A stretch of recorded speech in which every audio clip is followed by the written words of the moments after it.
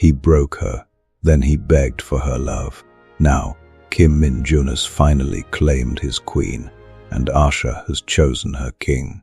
Their hard-won peace feels like a perfect, unbreakable dream. But some dreams are built on lies. A single phone call shatters their new world, revealing a betrayal so deep it threatens to burn their love to ashes. Asha's father is not finished with her, and this time the stakes are even higher. This is part 2. If you missed the beginning of Asha and Min-jun's explosive journey from hatred to obsession, go watch part 1 first, link in the description, to see how a $27 million debt created Seoul's most dangerous power couple. Now, let us get into it. The bubble of happiness lasted exactly 1 day after their return from the hotel. On the second morning, Min-jun's phone buzzed with a secure call from an international number. He answered, his face neutral. Asha was sipping ginger tea nearby, feeling truly content for the first time. Life was good.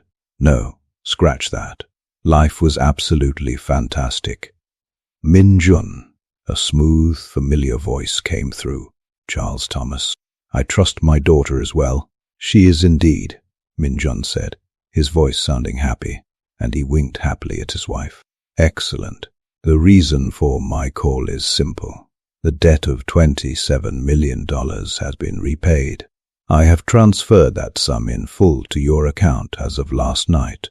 You will find the funds cleared. Our business is therefore concluded, so I must formally request the annulment of your marriage to my daughter and her immediate return to the United States. A private jet will be sent for her in 72 hours. Asha's teacup froze halfway to her lips. She saw Min-jun's knuckles whiten around his phone. The marriage is not a business contract to be annulled, Min-jun replied, his tone dropping to a dangerous chill. And Asha is not a piece of luggage to be recalled.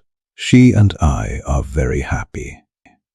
She is my daughter, and her place is with her family. Charles's voice turned hard. The debt is paid. The transaction is over. Have her ready. The line went dead. The cozy warmth in the room vanished, replaced by a cold dread. Before Asha could speak, her own phone rang.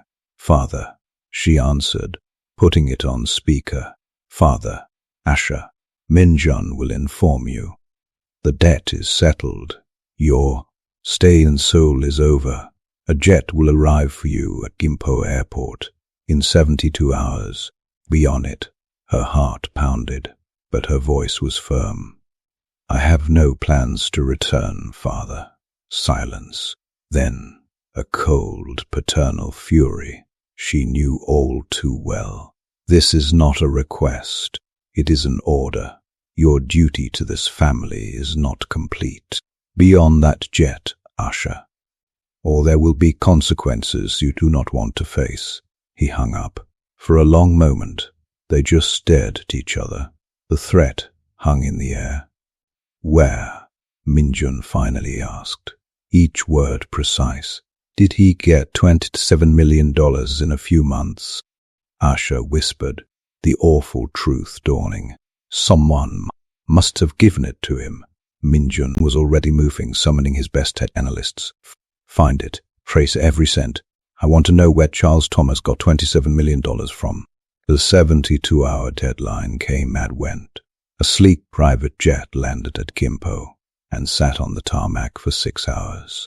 Asha watched its status on a flight tracker, her stomach in knots. She never left the penthouse. The jet eventually took off, empty. The silence from her father was more terrifying than any call. It took Min-jun's network another day to unravel the truth. He called her into his office, his face a storm cloud.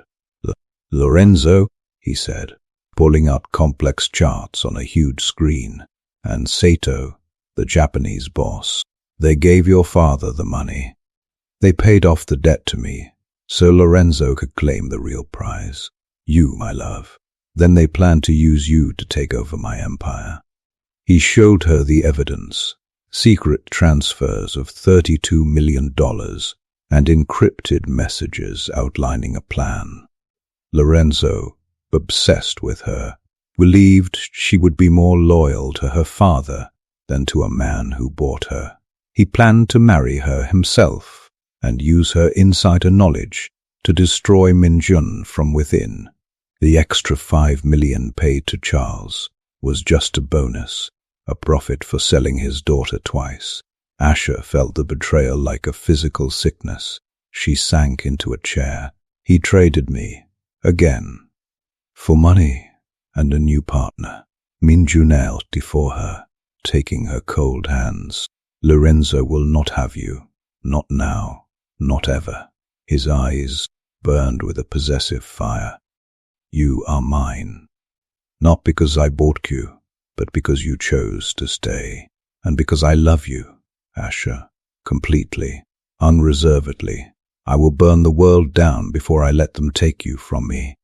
Tears welled in her eyes, washing away the shock, leaving only fierce certainty. I love you too, Yerbo, she breathed, the confession freeing her. And I am not going anywhere.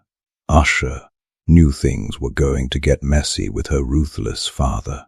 The declared war did not push them apart, it fused them together.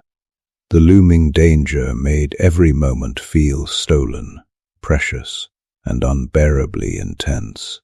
Their love became desperate, hungry, and insatiable.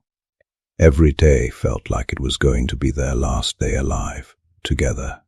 In his office, during a tense conference call, his hand would wander under her skirt, and she would have to bite her lip to stay silent. In the penthouse kitchen, she would bend to get a glass, and he would be there, pressing her against the cold marble counter, claiming her with a frantic urgency. At a high society gala out of town, Asha glittered like a million stars. Min-jun could not take his eyes off her. When the tension became too much, he whispered, "Now," pulled her into a private VIP elevator, and booked the entire top-floor suite. They never made it to the bed, their expensive clothes tearing in the foyer, driven by the terror that this could be their last night of peace. They were a man and a woman, in love, yes. But they were also a mafia boss and his queen standing on a cliff edge, drawing strength and fire from each other. The thought of losing her did not just make Min-jun protective, it made him lethal. And the thought of being taken from him did not make Asha scared, it made her furious. Then the final piece arrived via one of Min-jun's contacts. A decrypted, brutal message from Asha Thomas to Lorenzo. Asset retrieval required. Diplomatic recall failed. Proceed with extraction plan Alpha. Remove the current owner. Permanent solution authorized. Min-jun read it aloud. He is not asking anymore, Jagier. He is sending men to steal you, and to put a bullet in my head for being in the way. The ice in Asha's veins this time was pure, focused rage.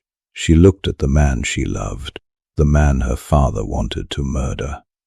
He thinks I'm a thing to be stolen, she said, her voice low and vibrating with anger. And he thinks you are a lock to be broken. He will never touch you, Min-jun vowed, already reaching for his own secure phone to mobilize his army to protect her. No, Asha said, placing a firm hand over his. A dangerous knowing glint flashed in her eyes. Your men should secure the perimeter, protect the compound. This is a family problem. Asha, he said, his concern warring with his trust. He is not going to be sending lawyers to annul our marriage. Lorenzo will be sending his best assassins. This is not a fight for you. A slow, sharp smile spread across her lips, the same one she had given him many months ago, after seeing him and his mistress in the study, a smile that promised fire and vengeance. You will be shocked, she whispered. I am always ready for war. In part 1, I told you that Asha Thomas prepared for the trip to Seoul in the only way she knew how. Now is time for the big reveal. Brace yourself. Min-jun was puzzled as he watched Asha walk to Asha's ugly abstract painting she bought and hung up when she redecorated the penthouse. Min-jun hated it. Now she took it down, revealing not a wall, but a seamless biometric panel she had created. She pressed her palm to it. A section of the panel hissed open like a secret door. Inside was a closet. It was a mini armory, sleek, matte black pistols, a compact assault rifle, razor-sharp throwing knives, blocks of C4 plastic explosive, all nestled in custom foam. Min-jun stared, utterly and completely speechless. The woman in a silk robe standing before the arsenal was a stranger, and yet more familiar than ever. Asha, with lightning speed, changed up and strapped on a bulletproof vest, picked up a pistol from her armory, and checked its slide with a practiced clicking sound that echoed in the silent room. Then she threw on a flowing silk gown on top of her combat gear. "My father," Asha said, her voice steady, "made 2 fatal mistakes." She looked up, meeting his awestruck gaze. "He sold me to a man who would fall in love with me, and I with him, and he trained me to survive wars." She slapped a magazine into the pistol. "Now, his 2 biggest problems are in the same room, and we are working together." Just then, a silent, pulsating red alarm lit up Min-jun's main security monitor. Then another. Then the audible sirens began to blare through the penthouse, screaming through the halls. The new buyers had arrived to collect their asset. The time for talk was over. "You would never believe what is coming at you from this Seoul bride and her Mafia buyer turned lover boy. Drop a like, subscribe, and hold on to your seat, because the ride is about to get wild." Min-jun was already moving, strapping on his bulletproof vest and grabbing a gun from his own safe. "We will hold the main hall. My men will." "You hold the hall," Asha corrected him, strapping a knife to her arm. "I will take the team coming up the service elevator. They will think that spot has the weakest guards." "No way." "It is a trap," Min-jun said, his face full of worry. "It is a tight space with only one door," she said back, her mind already seeing the building plans she had memorized. "I can trap them there." She looked right into his eyes. "You have to trust me, just like I trust you were sorry enough to be worth loving." Her honest words hit him hard in the middle of all the craziness. He did not see his angry wife or his loving partner. He saw a warrior, a leader, a Mafia queen, in the middle of a battle plan. He gave a sharp nod. "Tae-sik, listen to Mrs. Kim's orders from now on." The change was total. Asha Thomas was no longer a pawn in anyone's game. She moved through the penthouse, not like a fancy lady, but like a quiet, deadly hunter. She got to the service entrance just as the elevator dinged. The doors opened. 4 men in black combat gear stepped out. They saw a beautiful woman in a flowing silk dress, standing alone, looking scared. "The package is calm and ready," one man mumbled into his radio. "Let us grab her and move." They stepped out, their guns pointing down a little, because they did not think she was a threat. They were wrong. What happened next was fast and scary and perfect. A thrown knife hit the first man in the throat. Before the others could blink, Asha pulled out her pistol and shot the second man twice in the chest. The third man lifted his big rifle, but Asha was already too close. She twisted his wrist, took his gun, and used his body as a shield when the 4th man started shooting. She dropped the body, rolled on the floor, and came up shooting. The 4th man fell. The whole fight took less than 10 seconds. She ditched the silk dress and picked up a rifle and extra bullets, her breathing steady. In her ear, she heard Min-jun's tense voice on the radio. "East team is down. West team is pushing hard." They have a big guy with a shield. On my way, she said, her voice calm. She slipped into the main room from a side door. Min-jun and his men were hiding behind big stone pillars, shooting at a larger team of attackers. One huge man, with a big clear shield and a giant gun, was walking forward, shooting so much that Min-jun's men could not poke their heads out. Min-jun saw her, his eyes wide with fear for her. She shook her head just a tiny bit. She strapped the rifle on her back, climbed onto a low table, and used a big modern statue to jump up onto a second-floor balcony that looked over the room. The big man with the shield never saw her. From up high behind him, she had a perfect shot at the small space between his helmet and his vest. She took a breath, let half of it out, and squeezed the trigger. Crack! The big man fell like a tree. The attack stopped. Seeing their chance, Min-jun and his men jumped out from cover. It was like a wave of violence that took down the rest of the attackers. Silence fell. The air smelled like smoke and danger. Min-jun walked across the room, his eyes searching for her. She came down the stairs, the rifle in her hands, looking all dusty and tough, but her face was peaceful. His men stared, not at their boss, but at her. Their looks were full of shock and new, deep respect. Min-jun reached her. His hands came up and held her face, checking for cuts. "You," he could not find the words. "I told you," she whispered, a little of her old fiery spark in her eyes. "I am the special item that wrecks the whole store." He kissed her then, right in front of all his stunned men. It was a kiss that said, "You are mine. I'm so proud of you, and I'm so relieved you are safe." When he pulled back, his face was serious. "Your father, I told you. My father made 2 huge mistakes," the warmth leaving her eyes, replaced by a cold, hard purpose.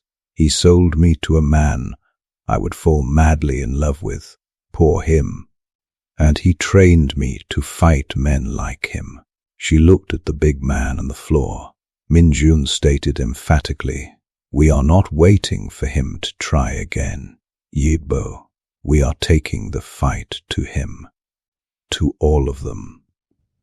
Lorenzo, Sato, everyone who was in on the deal." Asha nodded her agreement. She was no longer the payment. She was the war. And Kim Min-jun was ready to fight for her, and to fight with her beside him as his partner and queen. The Mafia boss and the military-trained American bride, his Mafia queen, were a team. Now time for the final showdown. The private jet cut through the night sky like a sharp knife. Inside, Asha Thomas was the picture of focused calm. She was dressed in practical black tactical clothes, not silk, and she was carefully cleaning her favorite pistol. Across from her, Min-jun watched. His look was a mix of fierce pride and hot anger. The screen on the tablet between them glowed, showing the faces of the bad guys. Her father, Charles Thomas, the Italian, Lorenzo Cavalli, the Japanese boss, Kenji Sato. A club of snakes who had traded his queen's life. "Sato is having a big, fancy party at his fortress in Kyoto tomorrow night," Min-jun said, his voice low. "He wants to show his power. Your father and Lorenzo will be there. It is where they plan to shake hands on their new deal, and it is probably where they were expecting to get news that you have been taken back." Asha did not look up. "Then it is the perfect place for us to mess up their plans." She snapped the bullet magazine into her gun with a sharp click. "What about their guards?" "A lot. Old-school samurai-style guards mixed with modern soldiers with big guns. You cannot just attack it from the outside." "Good," she said, finally looking at him. A tiny smile touched her lips. "We are not normal. We are a problem they did not see coming. The plan was crazy and bold. Not a big attack, but a sneaky poison from the inside. Min-jun's contacts made them new identities. A quiet Hong Kong weapons seller and his mysterious wife, invited at the last minute because of a huge donation to Sato's favorite charity. The next evening, Asha stood in front of a mirror in a safe house in Kyoto. The dress was a work of art that lied. It looked like a traditional Japanese uchikaki robe in blood-red silk, with black cranes flying on it, but it was secretly cut so she could move and fight. Her hair was styled in a fancy updo with pins, some of which were not for decoration. Her makeup made her look like a regal, untouchable wife. Hidden under the dress, against her leg, and in the wide belt at her back, were her real accessories, weapons. Min-jun walked in, looking amazing in a perfect tuxedo that could not hide the dangerous man underneath. He stopped, his breath catching. "You look like the payback they have earned," she finished, turning to him. Like a queen who was about to burn down a kingdom, he stepped forward and brushed her cheek with his hand. "The communications room is in the little tea house in the East Garden. The main computer room is under the big hall. My men will make distractions at the walls when you give the signal. But once we are inside, Asha, I know we are on our own." She put her hand over his. "You bought a weapon, Min-jun. Tonight, you see what she can really do." Sato's home was a fortress of old wood and new steel. As their fancy car drove through the gates, Asha felt the weight of hundreds of hidden eyes, snipers on roofs, cameras, patrols. She was a living, breathing mistake in their security. A secret weapon in a red silk dress. The party was a sea of powerful fake people. She spotted them right away. Her father, talking loudly near a huge flower arrangement, looking smug. Lorenzo Cavalli, laughing too much by the wine fountain. Kenji Sato, a small, neat man with eyes like black stones, watching everything from a high seat. Min-jun played his part perfectly, the scary, quiet, rich man. Asha played hers even better, the distant, beautiful wife, interested in the art, drifting toward the quiet East Gardens, with a talkative young diplomat she had picked on purpose. "The tea house is right through there, ma'am," the diplomat said, pointing. "So peaceful." "It looks it," Asha said softly. "Thank you. I will just be a moment."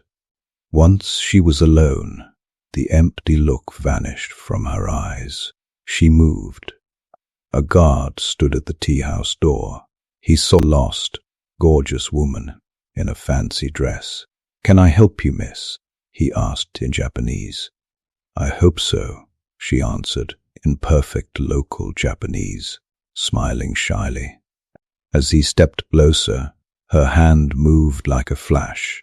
A hairpin found the soft spot between his jaw and his helmet strap. He fell without a sound. She caught him, dragged him inside the outer room of the tea house, and used a small jammer from her belt to kill the security cameras. Inside the tea house, the communications equipment hummed. 2 technicians looked up, surprised. Asha did not give them time to react.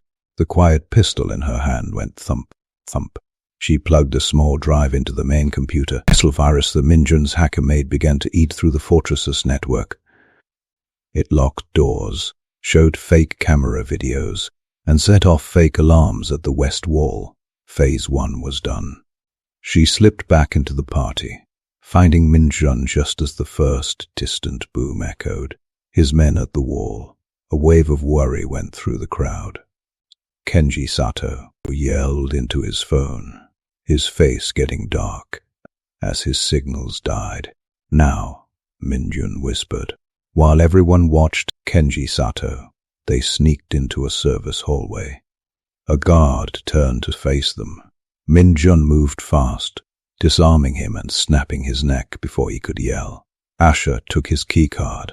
The server room was downstairs, A clean, cold place. The guard here was more ready. He lifted his gun. Stop! Asha was already moving.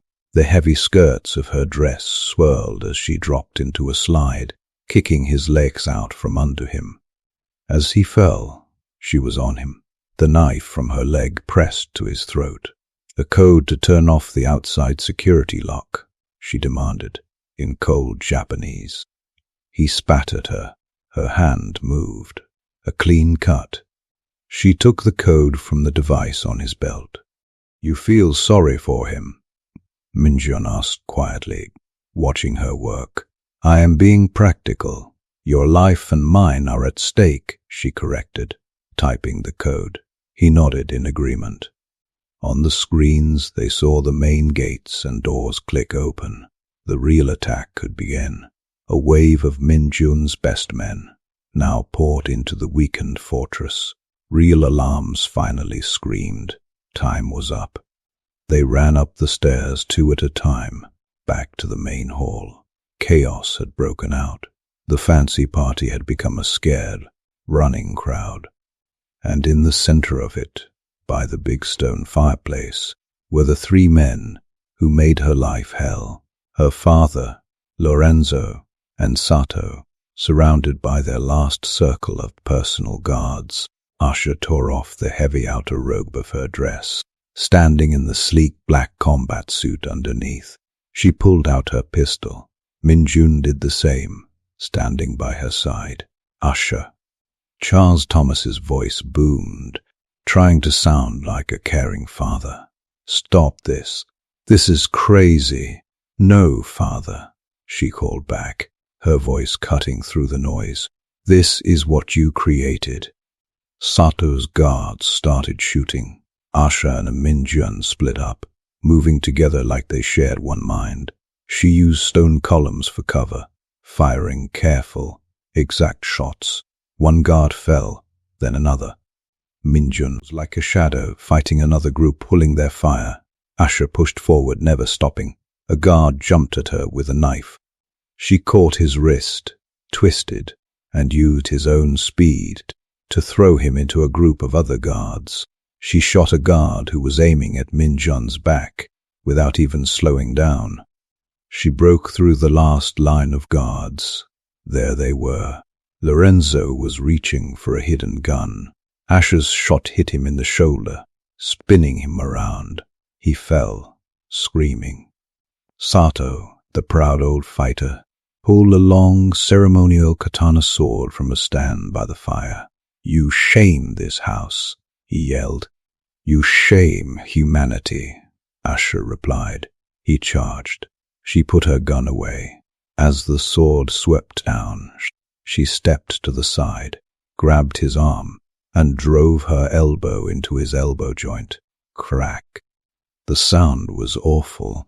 The sword clattered to the floor, a hard stomp on his knee, and Sato fell.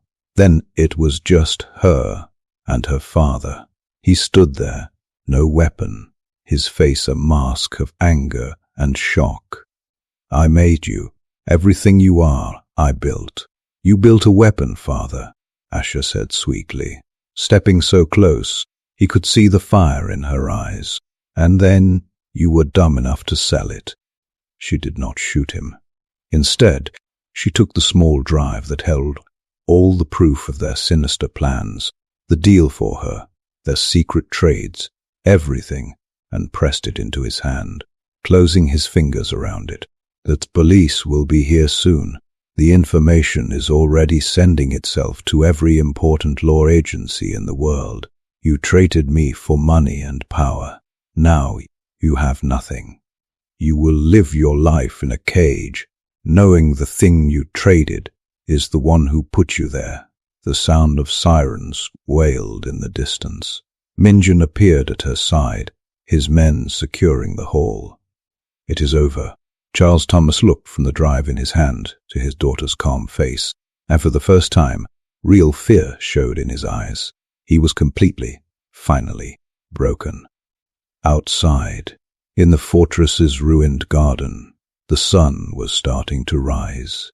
The excitement faded, leaving a strange, powerful quiet. Asha felt Min-jun's arms slide around her waist, pulling her back against his chest. He rested his chin on her head. The boss of Seoul and his queen, he whispered into her hair. She leaned into him, watching the sunrise paint the sky in colors of fire and victory. They said you bought a wife. I did, he said, his voice full of feeling. And she took over an empire, destroyed my enemies, and stole my heart in the process. It was the best deal I ever made. She turned in his arms, looking up at him. No more games, no more revenge, just the truth. I love you, Min-jun. He kissed her, softly, a promise in the middle of the wreckage. I loved you before I had you. I will love you until the world ends. They stood together as the sun rose, two hurt, dangerous people, made strong by betrayal and hardened by fire, now ruling the new day they had created together. The business deal was done, the debt was paid in full, and their real story was just beginning. If you followed Asha's journey from souled bride to warrior queen, let me know in the comments. What was your favorite part? Smash that like button and subscribe for more epic stories of love, revenge, and power. Until next time.